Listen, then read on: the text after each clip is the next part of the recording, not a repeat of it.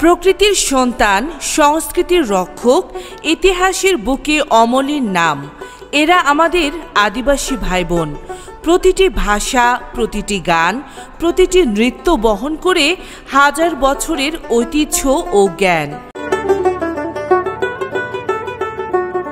প্রতি বছর ৯ আগস্ট বিশ্বব্যাপী পালিত হয় আন্তর্জাতিক আদিবাসী দিবস। ১৯৯৪ সালে জাতিসংঘ এই দিবস ঘোষণা করে বিশ্বজুড়ে ৪৭ কোটি আদিবাসীর অধিকার ও সংস্কৃতি রক্ষার জন্য।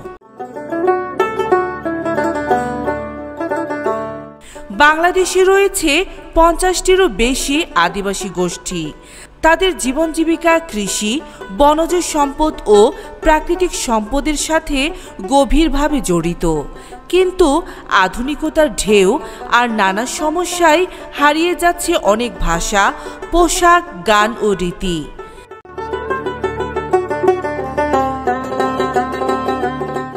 আদিবাসী দিবস আমাদের মনে করিয়ে দেয় এই সংস্কৃতি আমাদের বৈচিত্র্যের গর্ব এবং তাদের অধিকার রক্ষা করা আমাদের দায়িত্ব।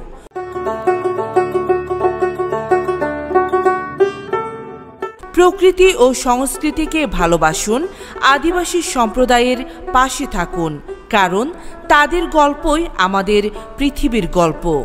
আন্তর্জাতিক আদিবাসী দিবস বৈচিত্র্যের সৌন্দর্য, ঐক্যের অঙ্গীকার।